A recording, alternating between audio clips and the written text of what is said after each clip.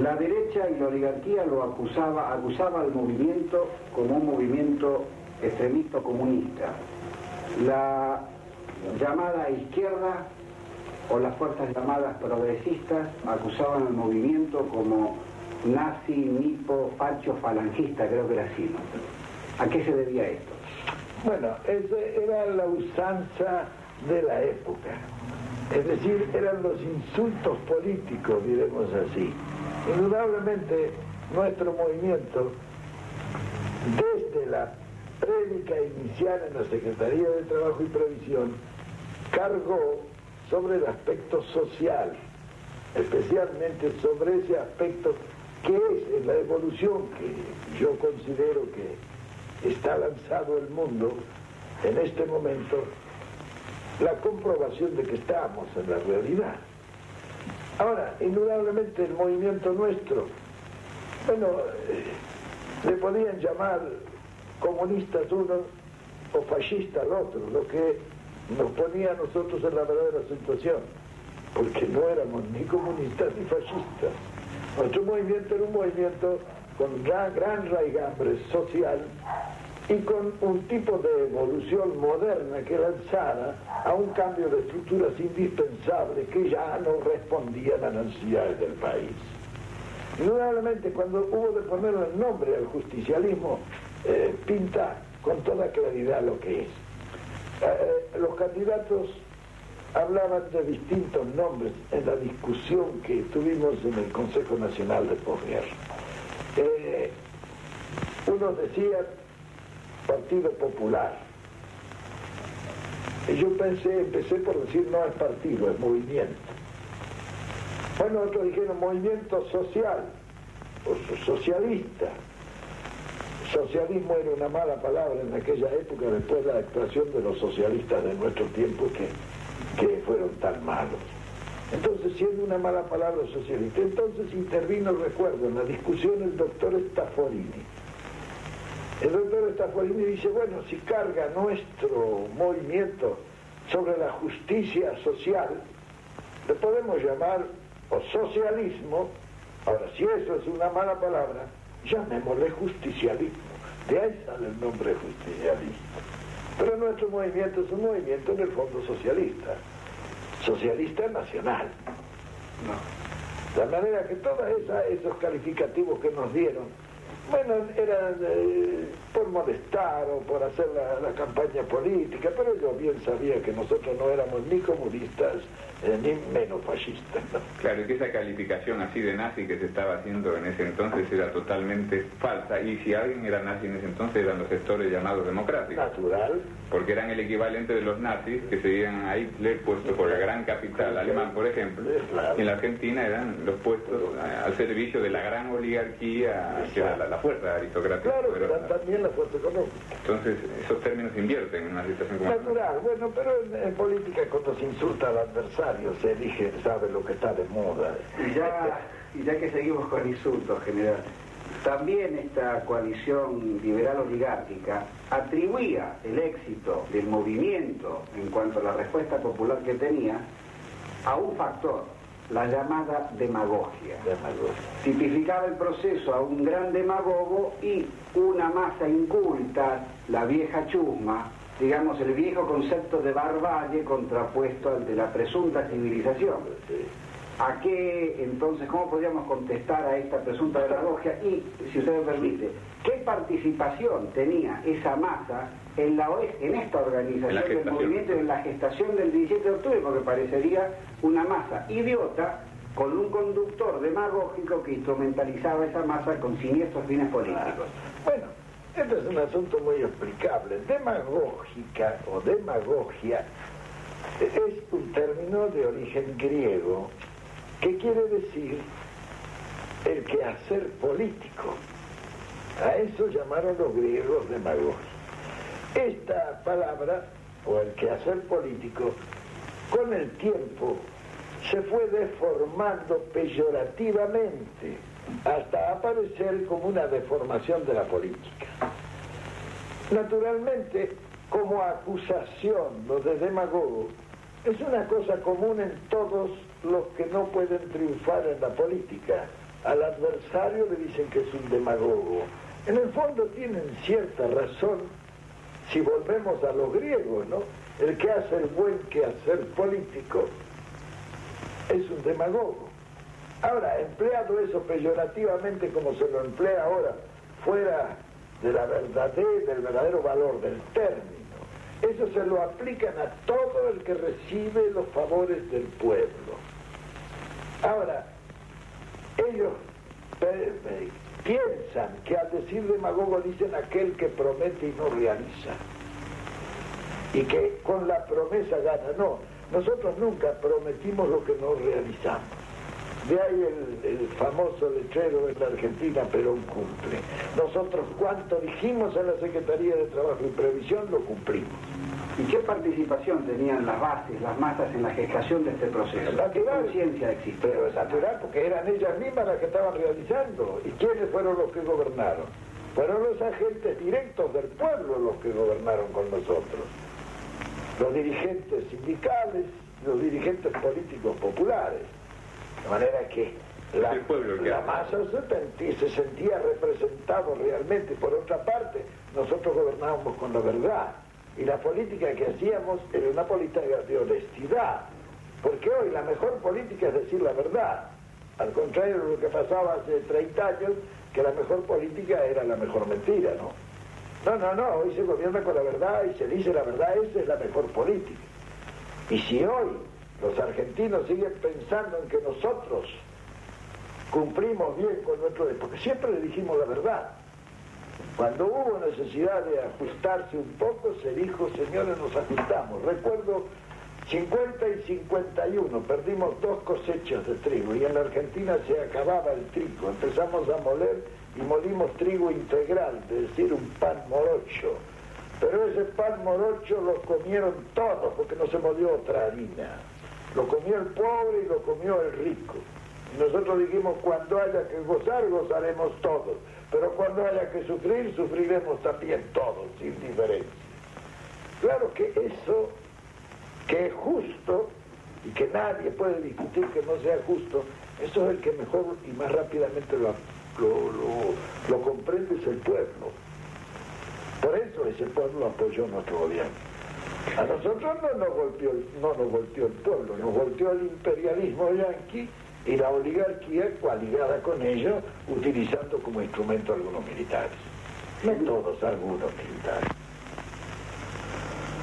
General, quisiéramos saber su pensamiento sobre las fuerzas políticas existentes en aquella época. Las fuerzas liberales, la llamada izquierda, y si existía ya el germen de una izquierda nacional. Bueno, sobre las fuerzas políticas que actuaban, las fuerzas políticas tradicionales en Argentina ya eran en 2 grandes tendencias, los conservadores y los radicales, ambos liberales, que han sostenido los principios que rigieron la política liberal que acompañó al capitalismo durante todo su desenvolvimiento. Las fuerzas de izquierda las comprendían a los comunistas y a los socialistas. Los comunistas, bueno, sabemos, son los mismos de ahora.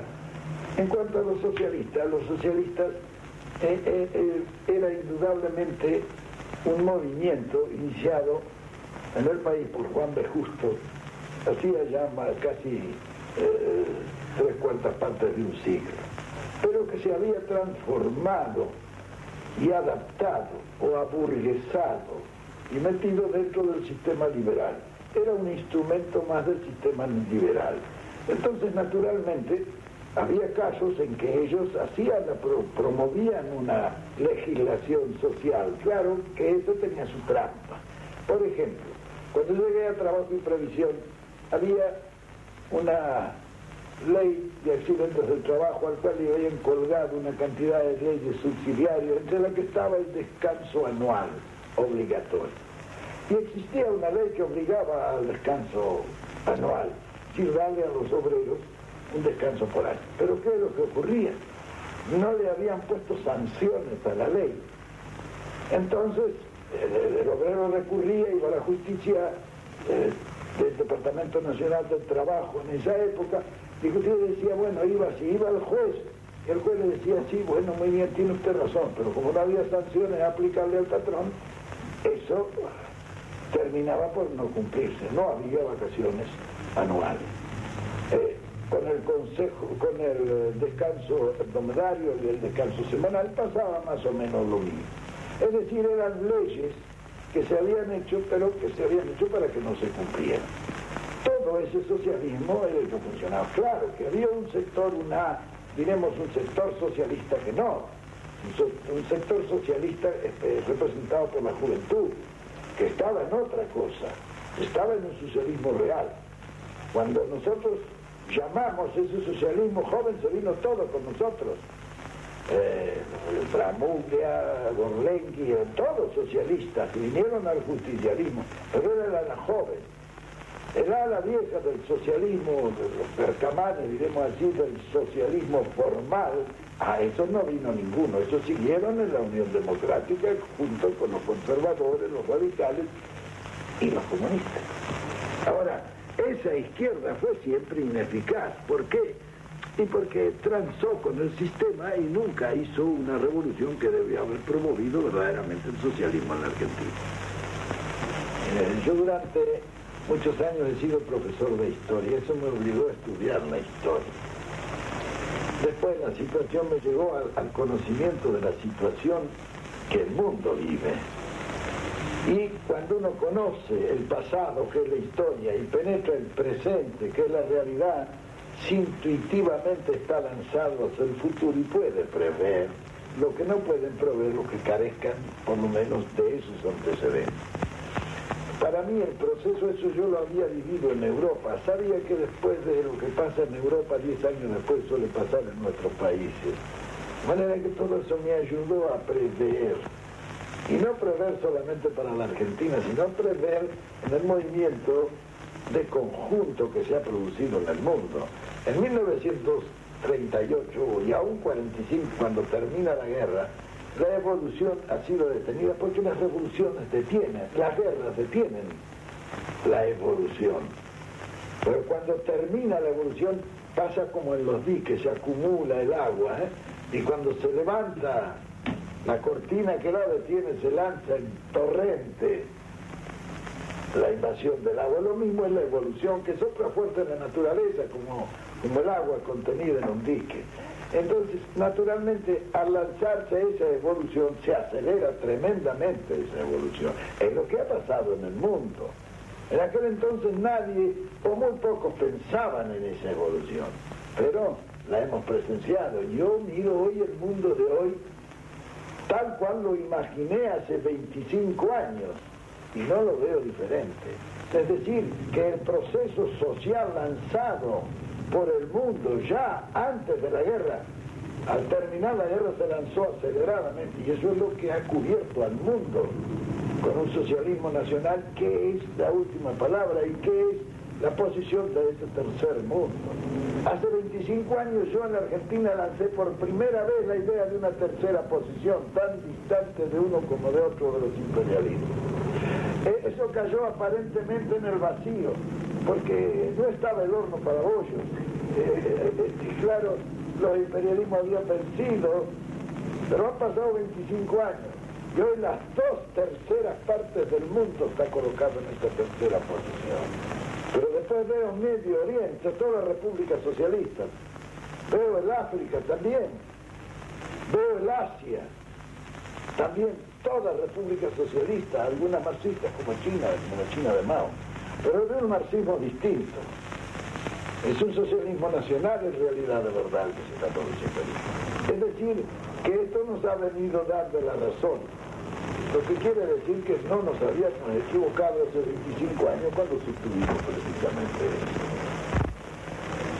General, volviendo un poquito atrás, en aquella época, cuando se produce el movimiento que luego termina en la toma del poder en el 46 a través de las elecciones, sería interesante que usted detallara o nos formulara cuáles eran los grandes enemigos de la patria en aquella época. Bueno, los grandes enemigos de la patria son los grandes enemigos del pueblo, porque yo considero la patria a nuestros hermanos argentinos, no a las vacas, ni a las casas, ni a los campos. Y los que sean enemigos de ese pueblo son los principales enemigos. Los enemigos eternos de ese pueblo no solamente en la Argentina.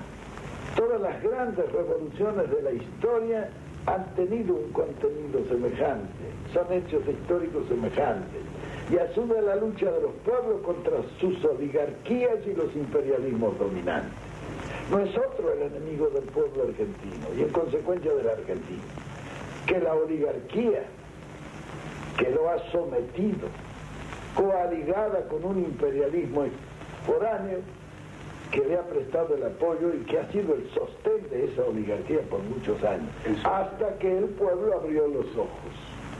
Y en las épocas normales de los países y de las comunidades suelen decidir las élites, pero en las épocas anormales deciden los pueblos.